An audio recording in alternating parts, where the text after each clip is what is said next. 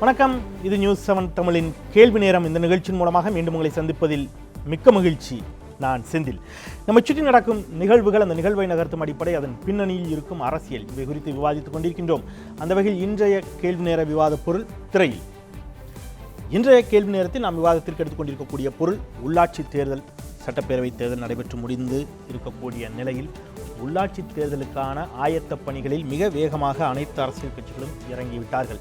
அஇஅதிமுக ஏற்கனவே அறிவித்துவிட்டது, விருப்ப மனுக்களை பெற தொடங்கிவிட்டார்கள்.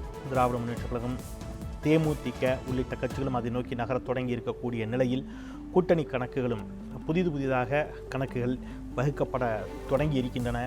சட்டப்பேரவை தேர்தலைப் போலவே உள்ளாட்சி தேர்தல் நடைபெறுமா? உள்ளாட்சி தேர்தலில் கூட்டணி கணக்குகள் எந்த அளவிற்கு வெற்றி தோல்விகளை தீர்மானிக்கக்கூடிய இடத்தில் இருக்கும்? திராவிட முன்னேற்றக் கழக அணியில் கூடுதலாக ஏதேனும் கட்சிகள் இடம்பெறுவார்களா? மக்கள் நல கூட்டணி அவ்வாறே நீடிக்குமா?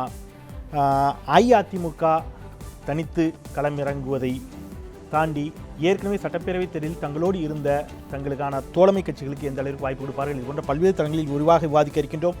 அரங்கில் ஆகச்சிறந்த 4 ஆளுமைகள் இணைந்திருக்கிறார்கள். பயணிக்கலாம். இது கேள்வி நேரம்.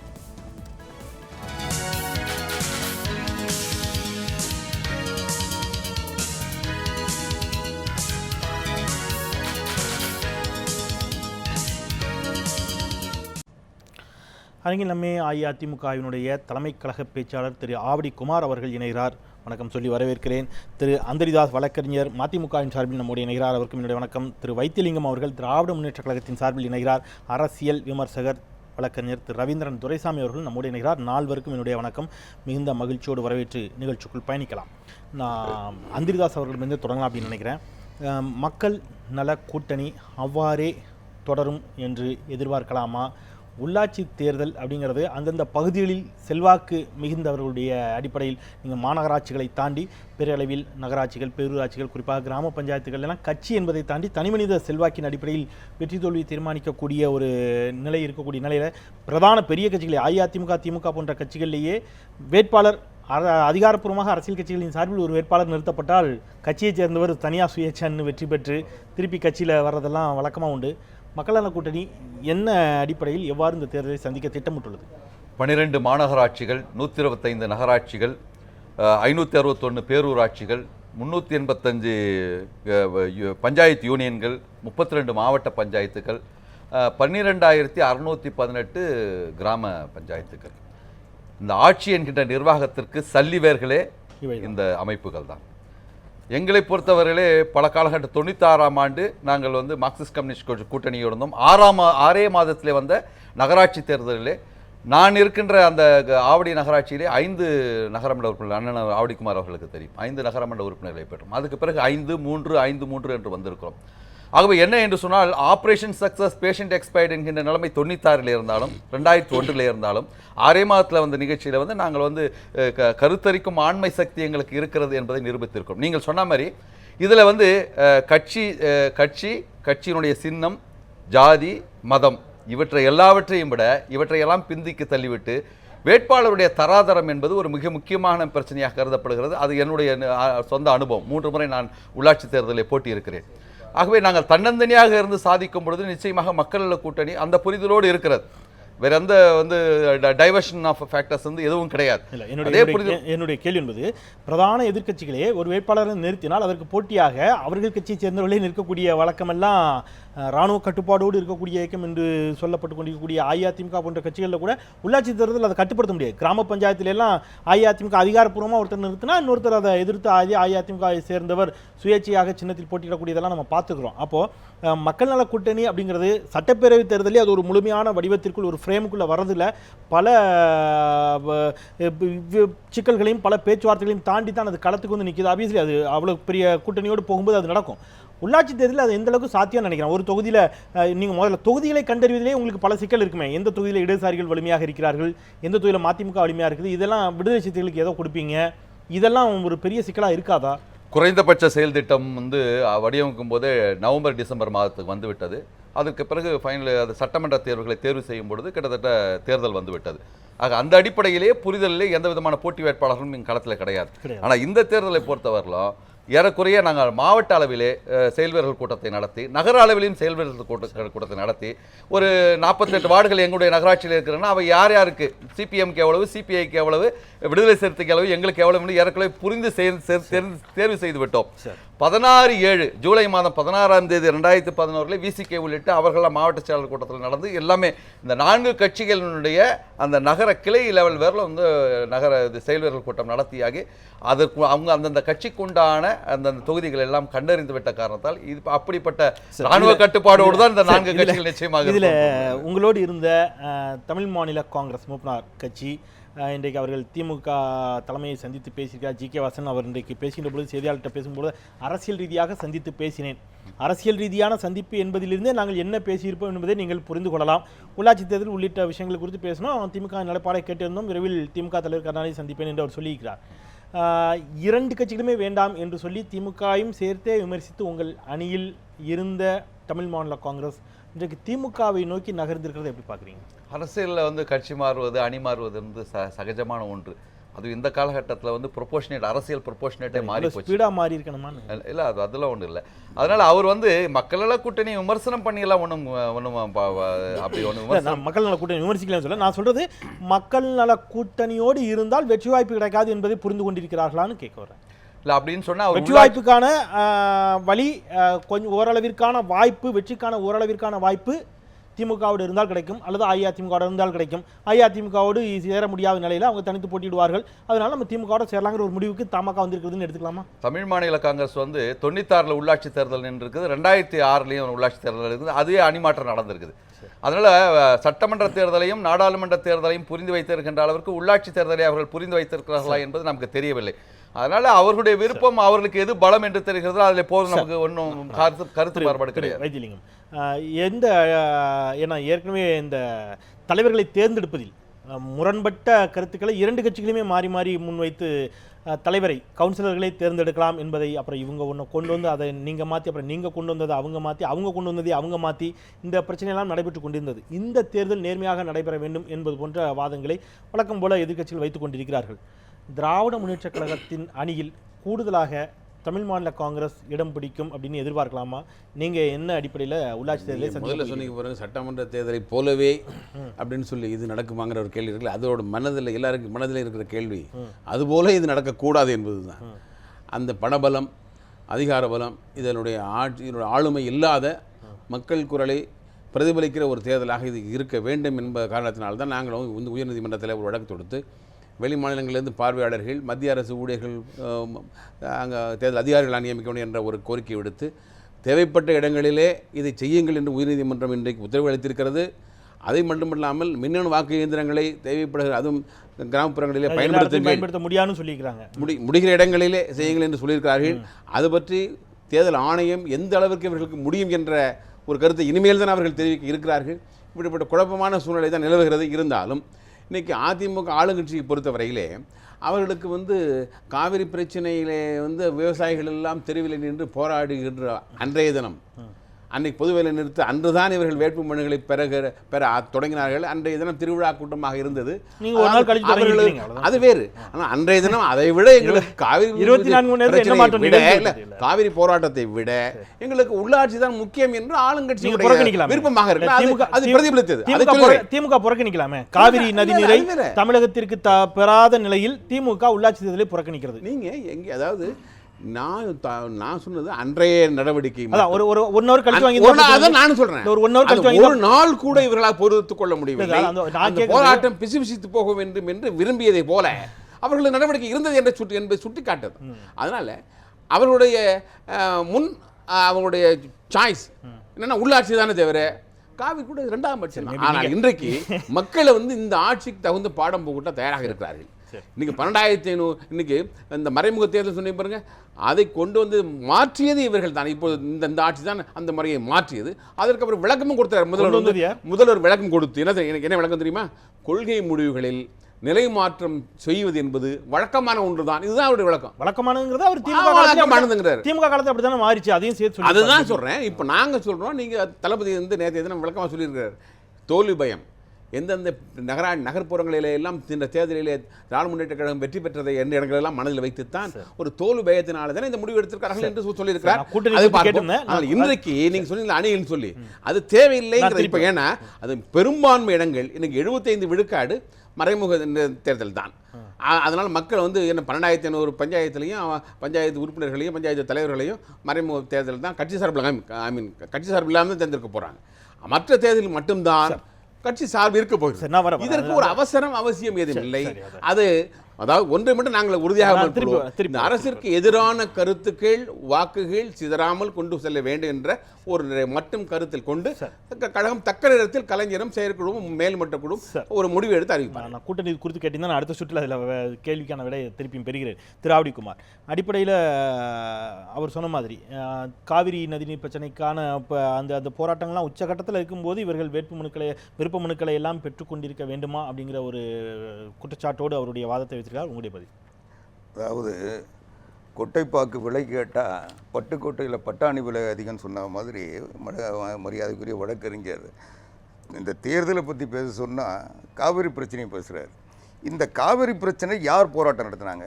வியாபாரிகளும் விவசாயிகளும் அவங்களுடைய உணர்வுகளை கர்நாடகாவில் இருக்கின்ற தமிழ் மக்கள் பாதிக்கப்பட்டார்கள், அவர்களுக்கு ஒரு பாதுகாப்பற்ற சூழல் இருக்கிறது, அதை செய்யணும் தான் கர்நாடக அரசாங்கம் செய்வது ஜனநாயக விரோதம், சட்ட விரோதம், இந்திய இறையாண்மைக்கு ஒற்றுமைக்கு எதிரான ஒரு செயலை அந்த அரசாங்கம் தொடர்ந்து செய்கிறது. அந்த அரசாங்கத்தை கட்டுப்படுத்த வேண்டிய பொறுப்பில் இருக்கின்ற மத்திய அரசாங்கம் வேடிக்கை பார்க்கிறது, எனவே நடவடிக்கை வேண்டும்னாங்க. ஆனால் திமுக அதில் கலந்துக்கிட்டு ஒரு 10 பேர் ஒரு ரயிலில் போய் ஒரு 10 நிமிஷம் நிறுத்திட்டு என்ன இவங்க கோரிக்கை வச்சாங்கன்னா, அதுவும் ரொம்ப தெளிவாக ஸ்டாலின் சொன்னார், கர்நாடகாவில் இருக்கின்ற அமைச்சர்களோடு பேச்சுவார்த்தை நடத்தணும், அமைச்சர்களோடு பேச இல்லைனாலும் முதலமைச்சரோடையாவது பேசணும். இந்த கோரிக்கை திமுகவினுடைய கோரிக்கையை வச்சாங்க. இதுக்கும் காவிரி பிரச்சனைக்கு என்ன சம்பந்தம்? காவிரி பிரச்சனை கர்நாடக இல்லை, நான் முடிச்சிடுறேன். பேச்சுவார்த்தைகளை மீறி மத்திய அரசாங்கம் நடவடிக்கை எடுக்காத நிலையை கடந்து உச்சநீதிமன்றம் தீர்ப்பு தந்து அந்த உச்சநீதிமன்றத்தை எந்த காவிரியிலிருந்து ஒரு சொட்டு தண்ணீரை தரமாட்டேன்னு சொல்லி கர்நாடக முதலமைச்சர் சொன்னாரோ அவரே தண்ணியை திறந்து விட வேண்டிய சட்ட நெருக்கடியை தமிழ்நாடு அரசாங்கம் புரட்சித் தலைவர் அம்மா அவர்கள் உருவாக்கி அந்த தண்ணியும் திறந்து விடப்பட்டு அந்த தண்ணியை திறந்து விட்ட தாங்க முடியாமல் அங்கே இருக்கிற சமூக விரோதிகள் தமிழ் மக்களை தாக்குகின்ற நிலை வந்ததுக்கு பிறகு இவர் புதுசாக காவிரிக்கு ரயிலை 10 நிமிஷம் நிறுத்திட்டு 15 கோரிக்கையை வச்சுக்கிட்டு இருந்தாங்கன்னா இது பொறுப்பற்ற எதிர்கட்சின்றதை அவங்க விளம்பரப்படுத்திக்கிட்டு காவிரி பிரச்சனையை பயன்படுத்தினாங்களே தவிர இதுக்கும் காவிரி பிரச்சனைக்கும் இவங்க செஞ்ச போராட்டத்தில் என்ன மாற்றம் வந்துருச்சு, என்ன கர்நாடக அரசாங்கம் பயந்துருச்சு, இல்லை மத்திய அரசாங்கம் என்ன நடவடிக்கை எடுத்துருச்சு? இது எல்லாமே ஒரு பேச்சுவார்த்தை என்பதே கர்நாடகத்திற்கு ஆதரவாக தமிழ்நாட்டுக்கு செய்யப்படுகின்ற துரோகம். சட்ட நடவடிக்கை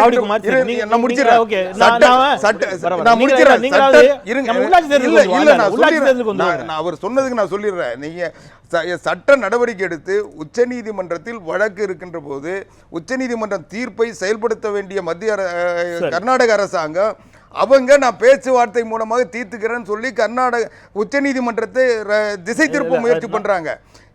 உச்சநீதிமன்றம் இந்த நிலையை தமிழ்நாடு எடுத்தா உச்சநீதிமன்றம் என்ன சொல்றப்ப நீங்க 2 பேரும் பேசிக்கிறேன்னு சொல்றீங்களா, ஏன் இங்க வந்தீங்கன்னு கேட்பாங்க. அது நமக்கு ஒரு பாதிப்பை உருவாக்கும். நம்ம சப்ஜெக்ட் நீ காவிரி அல்ல. ஒரு நிமிஷம். கர்நாடக அரசு ஆளுங்கட்சியாக இருந்தும் கூட எதிர்க்கட்சி போராட்டத்தை ஆதரித்தது. ஆனால் இங்கே ஒரு கண்டனத்திற்கு ஆளுங்கட்சி குரல் கொடுக்கவில்லை. அங்க இருந்த எதிர்க்கட்சிகள் கர்நாடக அரசாங்கத்தினுடைய நிலையோடு ஒட்டி இருந்தன. இங்க இருந்த எதிர்க்கட்சிகள் இன்னும் சொல்ல போனா திமுக பொறுப்பற்ற முறையில் கர்நாடகத்துக்கு ஆதரவாக இங்க இருக்கின்ற மக்களை திசை திருப்புவதற்கும் தமிழ்நாட்டுக்கு கிடைத்திருக்கின்ற சட்ட உரிமையை நீர்த்து போக செய்வதற்கும் முயற்சி செய்தது.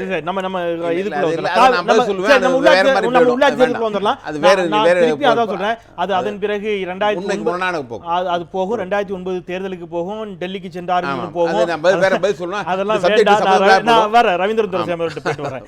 இதுல அடிப்படையில் இந்த தேர்தல் புதிதாக தமிழ் மாநில காங்கிரஸ் எல்லாம் திமுகவை நோக்கி நகரத் தொடங்கி இருக்கிறார்கள். இன்றைக்கு ஈஸ்வரன் அவர்கள் கொங்கு நாடு மக்கள் தேசிய கட்சி, அவர் திமுகவோடு இணைந்து நாங்கள் செயலாற்ற விரும்புகிறோம் என்று அவர் ஒரு பக்கம் பேசியிருக்கிறாரு. இது கொஞ்சம் அந்தந்த பகுதிகளில் அல்லது தமிழ் மாநில காங்கிரசினுடைய வரவு இதெல்லாம் உள்ளாட்சி தேர்தலில் கூடுதலான பலத்தை திமுகவிற்கு ஏதாவது ஒரு வகையில் கொடுக்கும் அப்படின்னு நீங்கள் நினைக்கிறீங்களா? நிச்சயமாக வந்து தமாக வந்து திருச்சி, தஞ்சாவூர், புதுக்கோட்டை மாவட்டம் சரி, நெல்லை, தூத்துக்குடி, கன்னியாகுமரி மாவட்டம் சரி, அவங்களுக்கு ஒரு ஸ்ட்ரக்சர் இருக்குது. காங்கிரஸ்லேருந்து மக்களவைக்கு போட்டி போட்ட உறுப்பினர்களில் ஒரு 40% மக்களவை உறுப்பினர்கள் வந்து வாசன் கூட தான் போனாங்க. இப்போ அவங்க மற்ற பல கட்சிகள் போனால் கூட அவங்க போனாங்க. ஸோ அவங்களுக்கு ஒரு ஸ்ட்ரக்சர் இருக்க தான் செய்யுது. அது அவங்களுக்கு ஹெல்ப் பண்ணத்தாச்சு. மற்றபடி இவர் ஈஸ்வரனுக்கு வந்து அங்கே தனியாக தான் நின்னார்.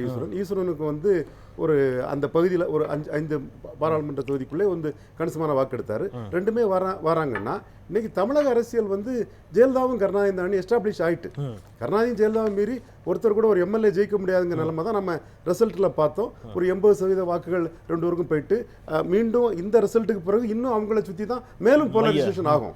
அதோட எடுத்துக்காட்டு தான் வாசனும் வந்து ஈஸ்வரன் வந்து இந்த முடிவுக்கு வர்றது வந்து வாசனும் ஈஸ்வரனும் திமுகவை தேர்ந்தெடுத்திருப்பது என்பது அஇஅதிமுகவின் எதிர்ப்பு நிலைப்பாடுன்னு அப்படி எடுத்துக்கலாமா, அல்லது அஇஅதிமுகவின் கதவுகள் மூடப்பட்டிருக்கின்றன அதனால வேற வழி இல்லாம அந்த ஆப்ஷனை அங்க எடுக்கிறாங்க? இது வந்து அஇஅதிமுக வந்து இவங்களை என்டர்டெயின் பண்ணாது வந்து சட்டமன்ற தேர்தலில் முடிஞ்சு போச்சு. நீங்க வந்து தோத்தவங்க தான் ஒன்னா சேர்வாங்கிறது இயல்பு தான். 96ல் தோத்த அதிமுக, பாஜக, மதிமுக எல்லாரும் தான் சேர்ந்தாங்க. அது அன்னைக்குள்ள கதை. இன்னைக்கு வந்து தோத்து போன கட்சிகள் வந்து இங்க சேர்றாங்க. இதுல வந்து திருமாவளவன் வந்து ஒரு தடவை அதிமுக கடைசி காலகட்டத்தில் வந்து கடைசி நேரத்தில் வந்து கூட்டணியில் இருந்தும் கடைசியில் சீட்டு கொடுக்காம இருந்தாங்க உள்ளாட்சியில். அப்போ திமுக ஒரு ரெகனேஷனை கொடுத்தது. அந்த ரெகனேஷன் 2006 நினைக்கிறேன். அந்த ரெகனேஷனே திருமாவளவனுக்கு 2009 2 எம்பிக்களை கொடுத்து அதில் ஒரு எம்பி அவர் வெற்றி பெற்றார். இப்போ வாசன் பெற்றிருக்கிறது வந்து ஒரு அரசியல் ரெகனேஷன் தான். அது ஆல்மோஸ்ட் அவர் ஸ்டாலினை பார்க்குறாருன்னா ஏற்கனவே பேசி என்ன இதுங்கிறத ஒரு முடிவு பண்ணி இந்த மாவட்டங்களில் எங்களுக்கு செல்வாக்கு இருக்குன்னு சொல்லி அது திமுக தரப்பு வந்து இவருக்கு தொண்டர் பலம் இருக்குங்கிறத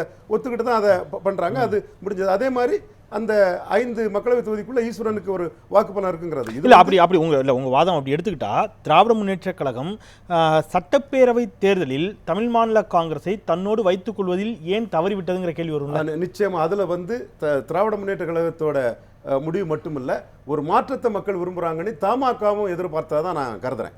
மக்கள் வந்து திமுக முடிஞ்சு போச்சு ஒரு அந்த நிலை உங்களுடைய அந்த பார்வை சரியா இருக்குமா, அல்லது கடைசி வரை அஇஅதிமுகவிற்கு எதிர்பார்த்து அஇஅதிமுக இல்லாத நிலையில் திமுகவின் கதவுகளும் மூடப்பட்ட நிலையில் அவங்களுடைய ஆப்ஷன் மக்கள் தமாக வந்து வாசனுக்கு தந்தையார் மூப்பனார் செய்தது மாதிரி கரெக்டா பொலிட்டிக்ஸ் பண்ணி காங்கிரஸ் தமிழ்நாட்டில் 29 எம்பி திராவிட கட்சிகளை பாராளுமன்றத்தில் மைனர் பார்ட்னராட்டு இவங்களோட திமுகவை அவங்களோட அதிமுகவை மைனர் பார்ட்னரா வைக்கோட அளவுக்கு ரொம்ப சுருடா பொலிட்டிக்ஸ் பண்ணி மக்களவை தேர்தலை பொறுத்தவரை மூப்பனார் பெரிய வெற்றியை பெற்றார். அந்த சாதுரியம் வந்து வாசனுக்கு இல்லை. வாசன் என்னன்னா ஒரே சைடில் ஒரே பக்கத்தை நம்பியே நின்றுட்டார். அதுவும் ஒரு காரணமா இருக்கலாம். அல்லது இன்னொன்று வந்து காங்கிரஸ் வந்து வாசனை வேண்டான்னு திமுக கிட்ட சொல்லக்கூடிய அளவுக்கு சட்டமன்ற தேர்தலால ஒரு பலம் காங்கிரஸ். இன்னைக்கு காங்கிரஸுக்கு அந்த பலம் இல்லை, அது தெளிவாகவே தெரியுது. ஸோ திமுக ஏன்னா ரிசல்ட் அந்த மாதிரி தான் இருக்குது. திமுகவையோ அதிமுக யாரும் டைம் டிக்டேட் பண்ண முடியாது. இப்போ அந்த நிலைமைக்கு தான் மற்ற கட்சிகளுக்குள்ள நிலமும் திமுக வந்துட்டு திமுகவை யாரும் டைம் டிக்டேட் பண்ண முடியாத லெவலில் தான் இருக்கு எந்த கட்சியுமே. இதில் நம்ம ஒரு இடைவெளிக்கு பிறகு பேசலாம். இதில் ஒருவேளை திராவிட முன்னேற்ற கழகம் சட்டப்பேரவை தேர்தலில் அஇஅதிமுகவிற்கும் திமுகவிற்கும் இடையிலான அந்த மிக குறைந்த வாக்கு வித்தியாசத்தை இந்த உள்ளாட்சி தேர்தலில் லோக்கல் பாடி எலெக்ஷனில் இன்ன பிற கட்சிகள் வந்தால் அவர்களையும் அரவணைத்து கொண்டு அந்த மிகச்சிறிய அளவிலான வித்தியாசத்தை கடக்க முயற்சிக்கலாம் என்ற முடிவிற்கு வந்திருக்கிறார்களா? வழக்கம் போலவே அண்ணா திராவிட முன்னேற்ற கழகம் தனித்தே நிற்க வேண்டும் என்ற முடிவில் தங்களுடைய தோழமை கட்சிகளுக்கு எந்த அளவிற்கு இதில் இடம் கொடுப்பார்கள்? ஒரு சிறிய இடைவேளைக்கு பிறகு பயணிக்கலாம். இணைந்திருங்கள்.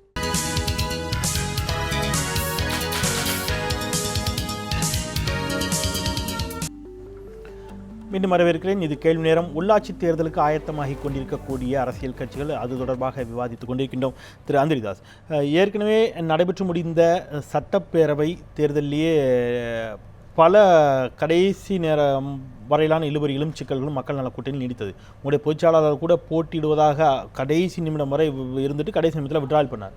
இப்போ வேட்பாளர்களை தேடுவதில் ஒரு விமர்சனம் வைக்கப்பட்டது மக்கள் நல கூட்டணி மீது. வேட்பாளர்களை தேடுவதிலே கூட இவர்களுக்கு கனத்த சிக்கல் இருக்கிறது என்பது போன்ற விமர்சனங்கள்லாம் வைக்கப்பட்டது.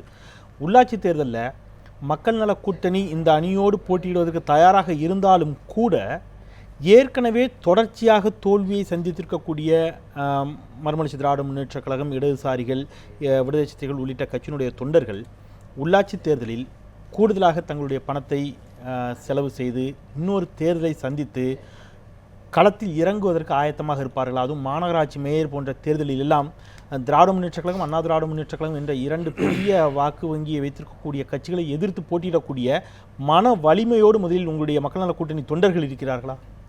தோல்வி வண்டுகள் துளையிடும் பொழுதுதான் வளர்ந்த மூங்கிலும் வசந்த புல்லாங்குழலாகிறது என்கின்ற தத்துவத்திலே நாங்கள் 23 ஆண்டுகளாக பயணித்துக் கொண்டிருக்கிறோம்.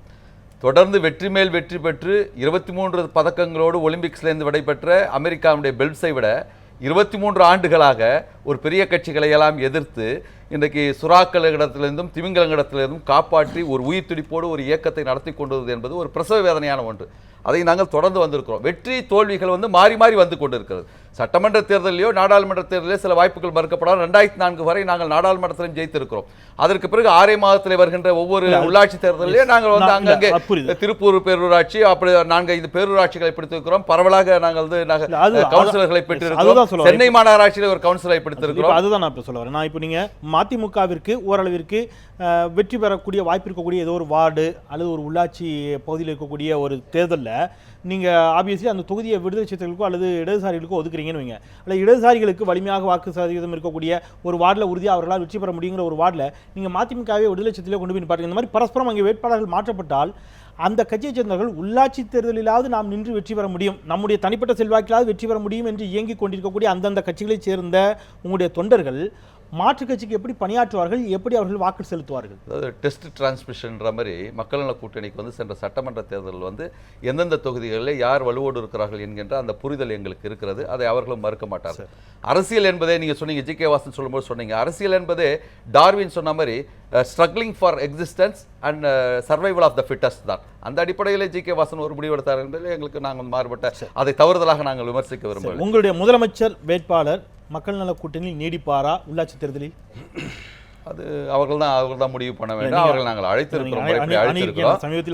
தொடக்கத்தில் அண்ணன் வைத்தியலிங்கம் வழக்கறிஞர் அவர்கள் பேசும்போது சொன்னாங்க, உள்ளாட்சி தேர்தல் வரும்போது தேவையில்ல காவிரி பிரச்சனை இதில் ஒன்றும் எஃபெக்ட் வரப்போறது இல்லை அப்படியே சொன்னா கூட அவர் இதை பற்றி கவலைப்படவில்லை அப்படின்னு சொல்லும் பொழுது 2007 காவிரியினுடைய நடுவர்மன்ற தீர்ப்பு 13 வரை 6 வருடமாக கெசட்ல போறதுக்கே உங்களுக்கு எதுவும் இல்லை. உண்மை எதுவோ அதுதான் சொல்ல முடியும். சரி, அதை விட்டுருங்க. சொல்றாரு மக்களை பார்த்து பயம். நான் யாருக்குன்னா வச்சுக்கீங்க, எனக்கு இருக்கிறத அவர் பதில் சொல்றேன். அதுக்காக அவங்க பக்கம் பேசுறதுக்கு உங்களுக்கு ஆதரவான நீங்க சொல்லுங்க. உள்ளாட்சி தேர்தல் உள்ளாட்சி தேர்தலுக்கு வந்து ஒரே நிமிஷம் 96 வணக்கத்துக்குரிய மேயரா அவங்களுடைய பொருளாளர் இன்றைய பொருளாளர் இருந்தார். அப்போ நேரடி தேர்தல் தான். அப்போ 6 நகராட்சி தான் இருந்தது. அதுக்கப்புறம் 2001 அவர் தேர்தலில் வர்றார். ஆனால் அதிமுக ஆட்சி வந்தது. அதிமுக ஆட்சி வந்தவொடனே அவங்களை விட அதிகமாக அதிமுக நகரமன்ற உறுப்பினர்கள், மாமன்ற உறுப்பினர்கள், தமாக, காங்கிரஸ் இருக்கிறதுனால அதாவது செயல்பட முடியாத நிலைமை வந்திருக்கிறதுன்னு சொல்லிட்டு தான் 2006 அவங்க ஆளுங்கட்சி ஆகும்போது நேரடி தேர்தல் வேண்டாம் அப்படின்னு சொல்லிட்டு அதுக்கு பேசலாம். இல்லை, என்னுடைய கேள்விக்கான இதுக்கு வந்தேன். என்னுடைய கேள்வி என்பது சட்டப்பேரவை தேர்தலில் தேமுதிக உங்கள் அணியில் இருந்தது, இன்றைக்கு அவர்கள் இல்லை என்பது உள்ளாட்சி தேர்தலில் உங்களுக்கு இழப்பா இல்லையான்னு கேட்கிறேன். உள்ளாட்சி தேர்தல் தான் நான் சொன்னேன். உள்ளாட்சி தேர்தலில் தேமுதிகவும் உங்கள் அணியில் இல்லை, தமிழ் மாநில காங்கிரசும் உங்கள் அணியில் இல்லை அப்படிங்கிறது மக்கள் நல கூட்டணிக்கு இழப்பு தானேன்னு கேட்கிறேன். இரண்டு வலிமையான நான் ஏன் கேட்கிறேன்னா, உங்கள் அணியில் அதிகபட்ச இடங்களை பெற்ற கட்சிகள் தேமுதிகவும் தமிழ் மாநில காங்கிரசும் 2 பேருமே இல்லை அப்படிங்கிறது அவர்களுக்கு மற்ற கட்சிகளை விட கொஞ்சம் வாக்கு சதவீதம் அதிகமாகவே இருப்பதாக நம்பப்பட்ட காரணத்தினால்தான் அவர்களுக்கு அதிகமான இடம் கொடுக்கப்பட்டது. அவர் முதலமைச்சர் வேட்பாளர் அறிவிக்கப்பட்டார். அப்போ இருக்கிறதுல வாக்கு சதவீதம் அதிகமாக இருக்கக்கூடியதாக நம்பப்பட்ட 2 கட்சிகளும் இந்த அணியை விட்டு வெளியேறக்கூடிய நிலையில ரொம்ப பலவீனமான நிலையில தானே மக்கள் நல கூட்டணி இருக்கிறது. இருந்தால் நல்லதுன்னு நினைக்கிறோம். ஆனால் உள்ளாட்சி தேர்தல் டிஃப்ரெண்ட் சீனாரியோ. அதனால நாங்கள் தன்னந்தனியாக நின்று சாதித்திருக்கும் பொழுது 4 கட்சிகளும் நல்ல புரிதலோடு இருக்கின்ற கட்சிகள் சாதிப்பதிலே மாறுபட்ட கருத்து இருக்க முடியாது. ஆனா ஜூன் 22 என் அண்ணன் சொன்ன மாதிரி சட்ட திருத்தம் கொண்டு வந்தார். அதை நாங்கள் ஏற்கவில்லை. ஏன்னா 2001 அந்த வாக்காளர் பட்டியல் அடிப்படையாக கொண்டு தான் அந்த தேர்தலை சந்திக்கணும்னு சொல்லிட்டு ஒரு சட்ட திருத்தம், அதை நீங்க நிச்சயமாக நாங்கள் ஆதரிக்கல. 2011 அடிப்படையாக வைத்துக் கொள்ள வேண்டும் சொல்லிட்டு தான் நாங்க சொல்லியிருக்கிறோம். சரி, நான் அந்த இடத்துல திருப்பி வரேன். அந்த அடிப்படையில் சுழற்சி முறையில் வரணும். அதாவது வாக்கு அடிப்படையில் சுழற்சி முறையிலே 10 ஆண்டுகளுக்கு ஒரு முறை சுழற்சி முறையில் இடஒதுக்கீடு செய்யப்பட வேண்டும் என்பதிலே நான் வரேன், திருப்பி வரேன். திரு ஆவடிக்குமார், ஒரு விஷயத்தை அந்த முரணோடு 2 கட்சிகளும் அணியினார்கள் ஒரு விமர்சனம் தொடர்ந்து வைக்கப்பட்டு ஐ திங்க் ரவீந்திரன் துரைசாமி ஒருவேளை விரிவாக பேசக்கூடும். நீங்கள் தான் ஒரு விஷயத்தை சொல்றீங்க, மக்கள் நேரடியாக தேர்ந்தெடுக்க வேண்டும். இப்போது அஇஅதிமுக மீண்டும் ஒரு சட்டத்திருத்தத்தை கொண்டு வருகிறது. நீங்கள் வந்து கவுன்சிலர்களை தேர்ந்தெடுப்பார்கள், உறுப்பினர்கள், மாமன்ற உறுப்பினர்கள் ஏற்கனவே மாநகராட்சிக்கு ஒரு பக்கம், அது நகராட்சிக்கு விரிவுபடுத்தப்படுகிறது. இதில் ஒரு தோல்வி பயம் வந்துவிட்டது அஇஅதிமுக. அதனால தான் உறுப்பினர்கள் தலைவரை தேர்ந்தெடுப்பார்கள் அப்படிங்கிற ஒரு விஷயத்தை கொண்டு வந்திருக்கிறாங்கிறீங்க. இதில் குதிரை பேரம் நடப்பதற்கான எல்லா வாய்ப்புகளும் இருக்கும். சுயேட்சையாக கூட நின்று போட்டிடுவாங்க. ஒரு ஓட்டு இருந்தால் யார் தலைவராக தேர்ந்தெடுக்க வெற்றி பெறுவதற்கான வாய்ப்பு இருந்தால் அந்த ஒரு ஓட்டிற்கான விலை பல லட்சங்கள், சில கோடிகளில் தீர்மானிக்க முடியுங்கிற வாதமெல்லாம் வைக்கப்படுகிறது. மக்களினுடைய அவர் சொன்ன மாதிரி அதுதான் கிராஸ் ரூட், வேர் சல்லி வேறாக இருக்குது. அதை நேரடியாக மக்கள் தேர்ந்தெடுப்பதில் என்ன சிக்கல், என்ன தயக்கம்? ஏன் அஇஅதிமுக தன்னுடைய நிலைப்பாட்டை மாற்றிக்கொண்டது? அதாவது நீங்கள் கேட்ட கேள்விக்கு பதில் சொல்கிறதுக்கு முன்னால் போன சுற்றில் மரியாதைக்குரிய வைத்திலிங்கம் சொன்னார், காவிரி பிரச்சனை போராட்டம் நடக்கிற நேரத்தில் அதை விட்டு வெளியில் வந்து வந்துடுறேன், நான் வந்துடுவேன், நீங்கள் குறுக்கிடாமல் இருந்தால் நான் வந்துடுவேன். காவிரி பிரச்சனை போராட்டம் நடக்கிற நேரத்தில் வேட்புமனு வாங்கினாங்க, அதனால் காவிரி பிரச்சனை மேலே அக்கறை இல்லைன்னு சொன்னார். ஆனால் அந்த போராட்டத்தை நடத்துறது விவசாயிகளும் வியாபாரிகளும். அதில் வந்து ஸ்டாலின் கலந்துக்கிட்டு ரயில் மறியல் பண்ணார். அதுக்கு என்ன காரணம்னா, இந்த காவிரி பிரச்சனை கொழுந்து விட்டு விவசாயிகளும் வியாபாரிகளும் போராடுகின்ற ஒரு நிலை வருகின்ற வரை எதிர்க்கட்சி அதை கையில் எடுக்கலை. ரெண்டாவது, அதை விட அந்த தமிழ்நாடு சட்டமன்ற எதிர்க்கட்சி தலைவர் உல்லாச பயணம் போய் லண்டன் ரிட்டர்னா வந்து நான் வந்து அந்த பிரச்சனையில இன்வால்வ் ஆகிறேன்னு சொல்றதுக்காக வந்து அடையாளப்படுத்துறதுக்காக அந்த போராட்டத்தை பயன்படுத்தினார்.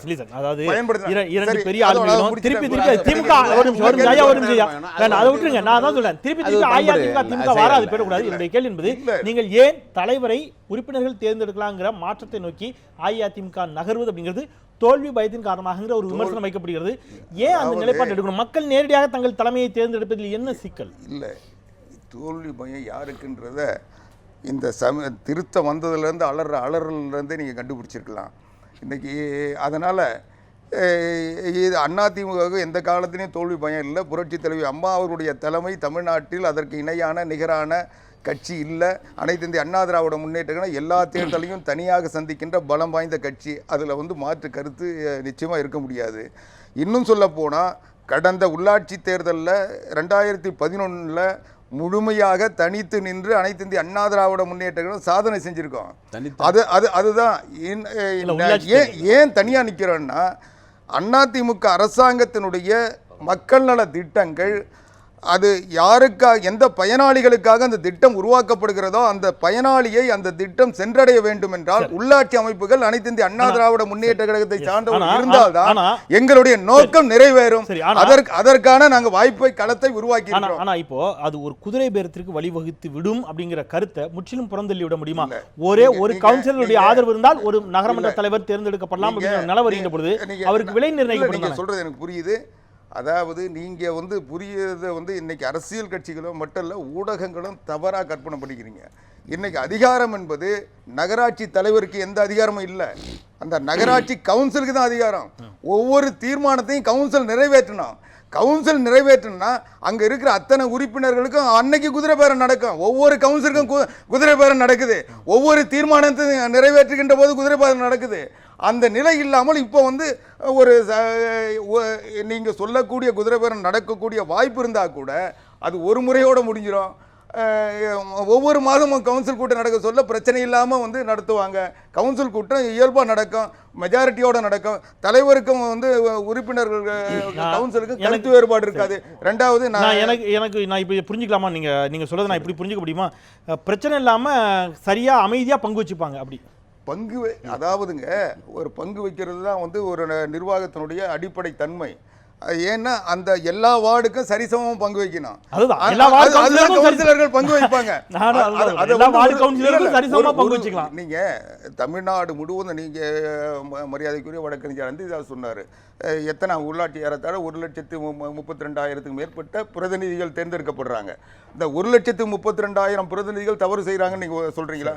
அது இல்ல, அதுல யாரோ ஒரு 5% 2% தவறு நடக்கும். அது எல்லா வகையான தவறு இருக்கு. ஆனா நீங்க அதை மட்டுமே மையமாக வைத்துக் கொண்டு அந்த அமைப்பையே அந்த சிஸ்டத்தையே வந்து இருங்க, நான் முடிச்சிடுறேன். ரெண்டாவது, சென்னை மாநகராட்சியை பொறுத்த வரைக்கும் எல்லாருக்கும் பிரதிநிதித்துவம் தரணுன்றது கவுன்சிலர் தான் தொடர்ந்து மேயராக தேர்ந்தெடுக்கப்பட்டாங்க. இன்னும் சொல்ல போனால் 5 ஆண்டுகளுக்கு ஒரு முறைன்றதை திமுக ஸ்டாலினுக்காக உருவாக்கினது. அப்போ வந்து ஓராண்டுக்கு ஒரு முறை ஒவ்வொரு சமுதாயத்திற்கும் பிரதிநிதித்துவம் தந்தாங்க.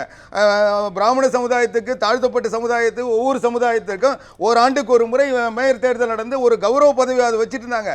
ஆனால் அதை வந்து அதிகாரமுள்ள பதவியாக மாற்றுறது திமுக. அவருக்கு வந்து மேயருக்கு எந்த அதிகாரமும் இல்லை, அவருக்கு எந்த செக் பவரும் இல்லை. ஊராட்சி தலைவருக்கு இருக்க அதிகாரம் மேயர் கிடையாது. அவர் வந்து வணக்கத்திற்குரியவர், மரியாதைக்குரியவர். ஆனா திமுக அதை ஒரு நிர்வாக பதவியாக ஒரு இளவரசரை முடிசூட்டி உட்கார வைக்கிற மாதிரி சென்னையில உட்கார வச்சு இவங்க வந்து அதை ப்ரொஜெக்ட் பண்ணதனுடைய விளைவு இன்னைக்கு நீங்க வந்து கவுன்சிலுக்கு இருக்க அதிகாரம் அந்த தலைவருக்கும் மேயருக்கு இருக்கிறதா ஒரு தோற்றம் உருவாகிருக்கு. வாக்கு பெற்று ஒரு அதிகாரத்திற்கு வந்தவரை இப்படி கொச்சைப்படுத்தி பேசுவதை மக்கள் மன்னிக்க மாட்டார்கள். அது பக்கம் போடும், இது தேவையில்லாத விவாதம்.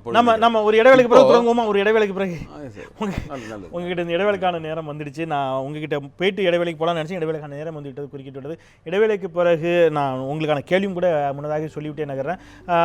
சட்டப்பேரவை தேர்தலில் ஏன் இந்த அணுகுமுறையை திராவிட முன்னேற்ற கழகம் எடுக்கவில்லை? தமிழ் மாநில காங்கிரஸ் உள்ளிட்ட கட்சிகளை தங்களோடு இணைத்துக் கொள்வதில் சற்றே தவறிவிட்டார்களா? உள்ளாட்சி தேர்தலில் அந்த சட்டப்பேரவை தேர்தலில் ஒரு படிப்பினையை கொடுத்திருக்கிறதா அப்படிங்கிற கேள்வியோடு ஒரு இடைவேளைக்கு செல்லலாம். இடைவேளைக்கு பிறகு பயணிக்கலாம். இணைந்திருங்கள்.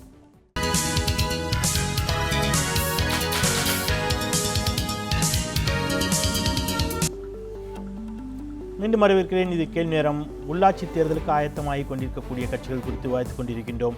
திரு வைத்திலிங்கம், இந்த சட்டப்பேரவை தேர்தலில் கிடைத்த படிப்பினைகள் தான் தமிழ் மாநில காங்கிரஸ் உள்ளிட்ட கட்சிகளை உள்ளாட்சி தேர்தலில் இணைத்துக் கொள்ளக்கூடிய ஒரு முடிவு அப்படின்னு எடுத்துக்கலாமா? இல்லை, நாங்கள் ஒன்றும் முடிவு எப்போ அறிவிச்சோம்? நாங்கள் இல்லை நாங்கள் ஒன்றும் அறிவிக்கல. அதான் இன்னும் இந்த முடிவு நாங்கள் அறிவிக்கல. மக்களை வந்து எல்லா கட்சிகளுக்கும் தெளிவு வந்திருக்கிறது என்று எடுத்துக்கொள்ளலாம். தமிழ் மாநில காங்கிரஸ் இணையாதுங்கிற முடிவு எனக்கு தெரியாது, எனக்கு எதுவும் தெரியாது. இப்போ ஏதாவது ஒரு தெளிவு வந்திருக்கிறது என்னன்னா, எல்லோரும் இணைந்து இந்த அரசிற்கு ஒரு தக்க பாடம் புகட்ட வேண்டும் என்ற ஒரு உணர்வு அதிமுக தவிர்த்த அனைத்து கட்சிகளுக்கு வந்திருக்கிறது என்று எடுத்துக்கொள்ளலாம். அதில் உருவாகிறது எப்படி என்பதை அந்தந்த தலைவர்கள் தான் தகுந்த நேரத்தை முடிவு செய்வார்கள். சட்டப்பேரவை தேர்தலில் திராவிட முன்னேற்ற கழகத்தோடு சேர எந்த இடத்திலும் தமிழ் மாநில காங்கிரஸ் பகிரங்கமாக மறுப்பு தெரிவித்ததாக எனக்கு நினைவில்லை. தமிழ் மாநில காங்கிரசுக்கான கதவுகள் அடைக்கப்பட்ட நிலையில் தான் அதிமுக திமுக 2 இடங்களில் அடைக்கப்பட்ட நிலையில் தான் சொல்றீங்களா? ஆமா, அவங்க மக்கள் கடந்து வந்து விட்டோம். இப்பொழுது இருக்கிற நிலை, இந்த ஆட்சியுடைய அவலத்தை மக்களுக்கு இந்த அவலத்திற்கு எதிராக மக்கள் இருக்கிற உணர்வுகளை அதற்கு ஒரு வடிவம் கொடுக்க வேண்டும். அதற்கு எல்லா கட்சிகளும் பொறுப்புணர்வோடு இப்ப குதிரை பேரம்னும் போது எனக்கு ஞாபகம் வருது, ஒரே ஒரு எம்எல்ஏ மது கோடா என்பவர் ஒரு முதலமைச்சர் பதவியே பிடித்தார். அவர் மீது 5000 கோடி வழக்கு வந்தது. அதை போல இன்றைக்கு இப்போ இந்த அக்டோபர் மாதம் நீங்கள் இந்த விவாதத்துக்கெல்லாம் தேவையில்லாத அளவுக்கு நிகழ்வுகள் மாறலாம். அக்டோபர் மாதம் முடிவிற்குள்ள இந்த அமைப்புகள் ஏற்படுத்தப்பட்டாக வேண்டும் அப்படின்னு சொல்ற தேர்தல் ஆணையம் அறிவித்திருக்கிறது. ஆனால் இப்பொழுது இன்றைக்கு ஒரு அக்டோபர் மாதம் 15ஆம் தேதிக்குள்ளாக இந்த தமிழகத்தினுடைய அரசியலையே மாற்றி போடக்கூடிய அளவிற்கு உச்சநீதிமன்றம் ஒரு சொத்து குவிப்பு போடக்கூடிய தீர்ப்பு வர இருக்கிறது என்பதை நீங்கள் மனதில் கொள்ள வேண்டும். அப்பொழுது இந்த அரசியல் கணக்குகள் எல்லாம் சிதறி போகும். அப்பொழுது மக்களுடைய சக்தியை தடுத்து நிறுத்துவதற்கான எதுவும் இல்லை என்ற நிலை உருவாக எங்களுக்கு ஒரு மிகச்சிறிய குறுக்கீடு வைத்திலிங்கம். திராவிட முன்னேற்ற கழகத்தினுடைய நம்பிக்கை மக்கள் என்பதை தாண்டி கடைசி வரைக்கும் அந்த வழக்கம் மட்டுமே தான் நம்பிட்டு இருக்காங்க. ஏன்னா சட்டப்பேரவை நியமனத்துல நீங்க காவிரி எடுத்தீங்க, அவர் காவிரிக்குள்ள டீப்பா போயிட்டாரு. நீங்க இதுக்குள்ள போனீங்கன்னா அடுத்த ஒரு 2Gக்குள்ள பயணிப்பாரு. நான் அதுதான் சொல்றேன். இல்ல 2 விஷயம் மக்கள் ஆனா வரவேற்க மாட்டாங்க. 2 நியாயமாக இருக்க வேண்டும் என்று எதிர்பார்க்கல. நீதிமன்றத்தின் மீது மக்கள் நம்பிக்கை அந்த நீதிபதிகள் வந்து அவங்களுக்குள்ளே நியமனம் பண்ணிக்கிறாங்க. ஒரு பிரச்சனை, ஒரு போராட்டம் இருக்கிறது. நீங்க மீண்டும் செல்வி ஜெயலலிதா அவர்கள் தமிழக முதலமைச்சராக பொறுப்பேற்று 100 நாட்களை நிறைவு செய்திருக்கிறார். நீங்க அந்த 100 நாள் மக்களுக்கு இந்த ஆட்சி பிடிக்கல, அதுக்கு எதிராக மற்ற கட்சிகள்லாம் ஒன்று சேருங்கிற மாதிரி பேசுனீங்கன்னா, அதற்கு முன்பு 5 ஆண்டுகளும் அவர் தான் ஆட்சி செய்தார். அந்த 5 ஆண்டு ஆட்சி காலம் பிடித்து போனதாலா, உங்களுடைய கூற்றுப்படி பிடித்து போனதாலா யாரும் திமுகவோடு சேராமல் மக்கள் நல கூட்டணி என்று தனியாக ஒன்று உருவாயிற்று? இல்ல, இப்ப இந்த 100 நாள்ல தான் புரிஞ்சுக்கிட்டாங்களா? ஏனில் உங்களுடைய கூற்று சரின்னா அந்த 5 ஆண்டுகளில் அந்த பிரச்சனை அந்த கட்சிகள் உணர்ந்திருப்பதாக நீங்கள் சொல்வீர்கள். அவர்கள் சட்டப்பேரவையில் நல்லறிவு என்பது எப்பொழுது வரும் என்று யாருக்கும் தெரியாது. இப்பொழுது அவர்களுக்கு வந்திருக்கிறது என்பதாக நாம் எடுத்துக்கொள்ள வேண்டும். அப்படித்தான். ஏன்னா இப்போ எந்த டானிங் ஆஃப் சென்ஸ் இருக்கு அவர்களுக்கா திமுகவுக்கா? இல்லை, எங்களுக்கு எல்லாருக்கும் சமந்தோட எல்லாருக்கும் வச்சுக்கலாம். இப்போ தவறு இழைக்காதவர்கள் யாரும் இல்லை. எங்களை பொறுத்தவரை தவறு இழைக்கல. மக்கள் வந்து அதனால தான் பொறுப்புள்ள ஒரு எதிர்க்கட்சி பொறுப்பு கொடுத்துருக்காங்க. அன்றைக்கு அப்படி 1% வித்தியாசம் அவங்க ஆட்சிக்கு வந்து அது ஒரு விபத்தாக நாங்கள் கருதுகிறோம். அது அந்த செட் ரைட், அதாவது மக்களுடைய தீர்ப்புக்கு மதிப்பளித்து இன்னும் அவங்களுடைய இந்திய காலத்தில் அவர்கள் ஆட்சியில் இருக்க போகிறார்கள். ஆனால் அதற்குள்ளாக வரும் இந்த மக்களுடைய எதிர்ப்பு நடவடிக்கைகளை, மக்கள் விரோத போக்கை கட்டுப்படுத்தக்கூடிய, ஒரு செக் பண்ணக்கூடிய ஒரு பொறுப்புள்ள எதிர்க்கட்சியாக நாங்கள் பயன்படுத்தக்கூடிய ஒரு களத்தை நாங்கள் அமைக்க வேண்டும். அதற்கு அனைத்து கட்சிகளையும் திரட்டி இந்த உள்ளாட்சி தேர்தலில் ஆமாம் சொல்லுகிறவர்கள் மட்டும் அங்கே பொறுப்பு கூடாது, கேட்கின்ற எதிர்க்கட்சி பொறுப்பில் இருக்க வேண்டும் என்பதுதான் இன்றைய ஜனநாயக. அனைத்து கட்சிகள்லாம் வேற யாரெல்லாம் திரட்டுவீங்க? யாரெல்லாம் எனக்கு தெரியாது. அந்த உணர்வுடையவர்கள், இந்த ஆட்சிக்கு எதிரான உணர்வுடைய அத்தனை பேர். இப்போ ஒரு வாதத்துக்கு ஒரு நிமிஷம், ஜனநாயகத்தினுடைய ஒரு மகாராணியை போல நடந்து கொள்கிறவர், ஆட்சி இருக்க கூடாது என்ற அத்தனை பேர். ஒரு நிமிஷம் திருவதினம், அஇஅதிமுகவிற்கு எதிரான விமர்சனங்களைத்தான் தமிழ்நாட்டில் பாரதிய ஜனதா கட்சி முன்வைத்துக் கொண்டிருக்கிறது. பாஜக அதிமுக சேர்க்குமா? பாஜக என்ன இருக்கிறது பற்றி எனக்கு ஒன்றும் தெரியாது. நீங்க பாஜக கூட்டணி சேர்த்துப்பீங்களான்னு கேக்குறேன். பாஜக நீங்க கூட்டணி சேர்த்துப்பீங்களா? இல்ல, அது அந்த கேள்வி அஇஅதிமுக இல்ல, நீங்க சொல்றது அஇஅதிமுகவிற்கு எதிரான நிலைப்பாடு கொண்டவர்கள் எல்லாரும் அதிமுகவோட பி டீம். அவங்களை எப்படி நீங்க அதிமுகவுக்கு எதிரானவர்கள் நீங்க சொல்றீங்க? அவங்க வந்து அவர்களுடைய அணி, அதாவது பெயர் மாற்றம், அவ்வளவுதான். கொள்கையிலே, கருத்திலே, நோக்கத்திலே அவர்கள் எல்லாம், அதாவது மறைமுகமாக அவர்களுக்குள்ள கூட்டணியில் நான் சொல்ல மாட்டேன். ஒத்த கருத்துடையவர்கள். நான் என்னுடைய கேள்வி, ஒத்த கருத்துடையவர்கள், அதுல மாற்றம் என்ன இருக்கு? அதிமுக சேர்த்துப்பீங்களா? அது எனக்கு தெரியாது. அது வந்து கட்சிகள் முடிவு கொடுக்கக்கூடிய விஷயம். அது நான் வந்து என் லெவல்ல நான் வந்து எப்பொழுது சொல்லுங்க. அப்படி இல்லை. இப்ப அவங்க ஆதிக்குமார் சொல்ல வேண்டிய பதில அந்திரிதாஸ் சொல்றாரு. ஏன்னா அவர்களுக்கு ஆதரவாக அந்த உணர்வு நாம் எப்படி புரிஞ்சுக்கிறது? அப்படிதான் புரிஞ்சுக்க முடியும். நான் வரல, உங்களுக்கு நேரம் நான் தரேன், நேரம் தரேன். இல்ல குறிச்சு வச்சுக்க, நான் நேரம் தரேன். நான் ரவீந்திரன் தோசை போயிட்டு திருப்பி வரேன். இதுல இந்த படிப்பினை தான் இவர்களை இந்த மற்ற கட்சிகளை சேர்த்து கொள்ளக்கூடிய இடத்திற்கு திராவிட முன்னேற்ற கழகத்துக்கு அந்த மிகச்சிறிய வித்தியாசத்தை, சட்டப்பேரவையில் இருக்கக்கூடிய அந்த வித்தியாசத்தை சரி செய்தலாம் அப்படிங்கிற ஏதோ ஒரு நம்பிக்கை தான் அவர்களுக்கு இந்த கட்சிகளை நோக்கி நகர்ந்திருக்குதா? இல்லை, அப்படி இல்லை. நீங்கள் வந்து ரொம்ப தெளிவாக அதிமுக ஆல்டர்னேட்டிவ் டிஎம்கே தாங்கிறது எஸ்டாப்ளிஷ் ஆகிட்டு. நீங்கள் வந்து சட்டமன்ற தேர்தலுக்கு முன்னே நாங்கள் தான் மாற்றுன்னு பலர்னு சொன்னால் கூட அது இல்லை. அதோட 2 பேருக்குள்ள வித்தியாசம் ரொம்ப கம்மி தான். 77 அதே வித்தியாசம் தான். எம்ஜிஆரும் கருணாநிதி இருக்கக்கூடிய தமிழ். இப்போ வந்து நீங்கள் வந்து இன்னொன்று சொன்னாங்க, indirect election, direct election. MGR ஒரு டெமோக்ராட், அவர் வந்து இன்டைரக்ட் எலெக்ஷனை இது பண்ணி டைரக்ட் எலெக்ஷனை கொண்டு வந்தது அவர் தான். அதுக்கு பிறகு 96 கூட கருணாநிதியும் டைரக்ட் எலெக்ஷனை தான் மீண்டும் ஆட்சிக்கு வரும்போது பண்ணார். இது நகர்பாலிகா பஞ்சாயத்து ராஜ் சட்டப்படி எலெக்ஷன் நடத்தணும்னு சொல்லும்போது திரும்ப மீண்டும் கருணாநிதி ஒரு தடவை வரும்போது வந்து இன்டைரக்ட் எலெக்ஷனை இப்போ மீண்டும் ஒரு தடவை இப்போ கருணாநிதி வழியில் ஜெயலலிதா இன்டைரக்ட் எலெக்ஷனை கொண்டு வந்திருக்கிறாங்க. கருணாநிதி என்ன காரணத்துக்காக இன்டைரக்ட் எலெக்ஷனை கொண்டு வந்தாங்களோ அதே காரணத்துக்காக தான் ஜெயலலிதா இன்டைரக்ட் எலெக்ஷன் கொண்டு வந்திருக்காங்க. எல்லாமே அபண்டன் காஷனில் பொலிட்டிக்ஸ் பண்ணுறது வந்து ஒவ்வொரு தலைவருக்குள்ள இதுதான். இப்போ வந்து உள்ளாட்சி தேர்தலில் பெரிய வெற்றியை குவிக்கணும், 86 மாதிரி குவிக்கணும்னு கருணாநிதிக்கு எண்ணம் இருந்தால் கூட உள்ளாட்சி தேர்தலில் அவங்களுக்கு ஒன்றும் மெயின் இல்லை. அவங்களுக்கு மெயின் சட்டமன்ற எலெக்ஷன், அடுத்து பார்லிமெண்ட், உள்ளாட்சி தேர்தல் வந்து மூன்றாம் கட்டம் தான். இப்போ திமுக பொறுத்தவரை தங்களோட பேஸை மேலும் இப்போ ஏடிஎம்கே பண்ணுதில்ல, எல்லா ஏரியாவிலையும் தங்களோட பேஸை ஒரு காலகட்டத்திலே திமுகவிடவும் குய்வைவாக அதை பண்ணி அவங்க தங்கள் கட்சியை வளர்த்துட்டாங்க. அதே ஏடிஎம்கே செய்து அதை தான் திமுகவும் செய்யணும்னு நினைக்கிறேன். ஏன்னா எப்படி அவங்க ஒரு 90% இடத்துக்கு மேலே போட்டி போனாங்கன்னு நினைக்கிறேன். மற்றபடி வந்து இந்த ஈஸ்வரன் என்றாலும் சரி, தமாக என்றாலும் சரி, காங்கிரஸ் என்றாலும் சரி, அவங்க டேம்ஸுக்கு எப்படி இருக்குதோ அந்த மாதிரி தான் பார்ப்பாங்க. இப்போ கடந்த தேர்தல் சட்டப்பேரவை 2011 திராவிட முன்னேற்ற கழகத்திற்கு மிகப்பெரிய வீழ்ச்சி.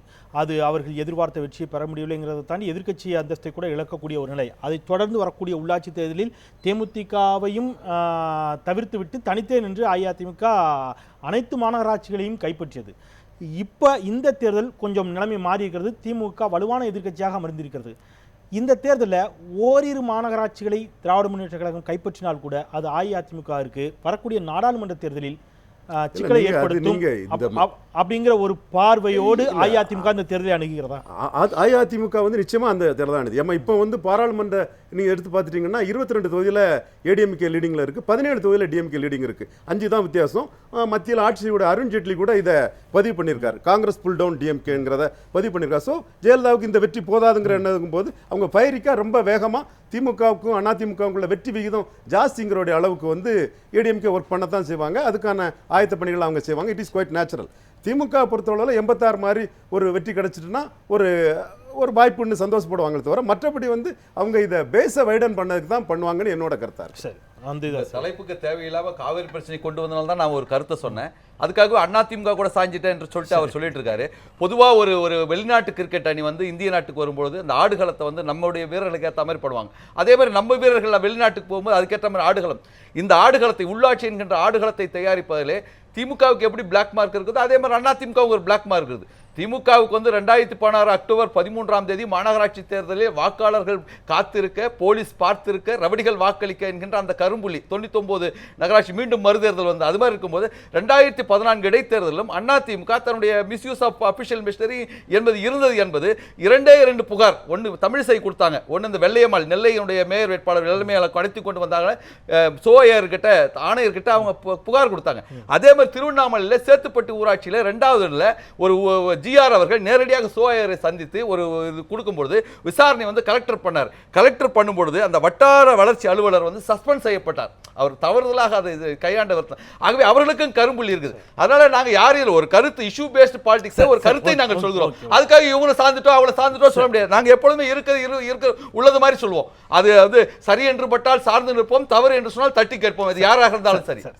திரு ஆவடிக்குமார், இந்த அனைத்து மாநகராட்சிகளும் கையில் வைத்திருக்கக்கூடிய நிலையில் அஇஅதிமுக உள்ளாட்சி தேர்தலை சந்தித்திருக்கிறது. கடந்த முறை சட்டப்பேரவைத் தேர்தலில் இருந்த பலத்தை விட திராவிட முன்னேற்ற கழகம் இந்த முறை அதிகமான பலத்தோடு எதிர்க்கட்சி வரிசையில் அமர்ந்திருக்கிறது. ஓரிரு மாநகராட்சிகள் ஒருவேளை திராவிட முன்னேற்ற கழகம் கைப்பற்றினால் கூட அது அஇஅதிமுகவிற்கு ஒரு டிஃபீட்டாக பார்க்கப்படும் அப்படிங்கிற ஒரு காரணத்தோடு தான் இந்த மறைமுகமாக தலைவரை தேர்ந்தெடுக்கக்கூடிய ஒரு வழிமுறையை அஇஅதிமுக கையில் எடுத்திருக்கிறதா? இல்லை, உங்களுடைய சந்தேகம் அல்லது கற்பனை நிச்சயம் நடக்க வாய்ப்பே இல்லை, நடக்காது. அப்படி ஒரு சோதனை தமிழ்நாட்டில் எந்த மாநகராட்சிக்கும் வராது. அடுத்து நீங்கள் இப்போ கேட்டீங்க, நீங்கள் கேட்டதுலேயே மரியாதைக்குரிய வழக்கறிஞர் வைத்திலிங்கம் தொடர்ந்து பேசினார். அவர் தெளிவாக பேசினார். என்னென்னா, அனைத்திந்திய அண்ணா திராவிட முன்னேற்ற கழகத்தை எதிர்க்கின்ற அளவுக்கு திமுகவுக்கு பலம் இல்லை. எதிர்க்கட்சிகளை எல்லாம் ஒருங்கிணைத்து அந்த வாக்குகளை நாங்கள் வாங்கி அதுக்கு ஈக்குவல் பண்ணிக்கிட்டு இருக்கோம். சட்டமன்ற தேர்தலில் அதை செஞ்சோம், இப்போ இதையும் நாங்கள் செய்ய போகிறோம், இன்னும் மிச்சம் இருக்கிறவங்களாம் அங்கே வந்துருங்கன்னு அவங்களுடைய அரசியல் சாதுரியம் அதுதான். இதில் என்ன பண்ணுவாங்க, இப்போ தமாக இப்போ கடந்த தேர்தலில் மதிமுகவை நெருங்கினா மாதிரி ஒரு தோற்றத்தை உருவாக்கி அந்த தொண்டர்கள் மத்தியில் திமுக மேலே ஒரு பார்வையை திருப்பி அவங்களுக்கு ஒரு அணுக்கமான ஒரு உறவை உருவாக்கி கடைசியில் அந்த தலைமை ஒரு முடிவெடுக்க சொல்ல அந்த தொண்டர்களை இவங்க பக்கம் ஈர்த்துக்கிட்டு தலைமையை தனியாக விட்டாங்க.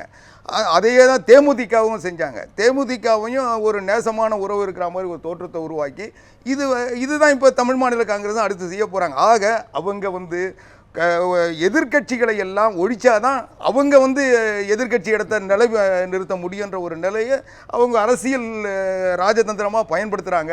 அதை இந்த தேர்தலில் பயன்படுத்துகிறாங்க. இன்றைக்கி காங்கிரஸோடு அவங்க கூட்டு சேர மாட்டாங்க, தமாகவோட சேர மாட்டாங்க. காங்கிரஸுக்கு வந்து வழிக்கு கொண்டு வர்றதுக்கு தமாகவை யூஸ் பண்ணுவாங்க, தமாகவை வழி பண்ணுறது காங்கிரஸை யூஸ் பண்ணுவாங்க.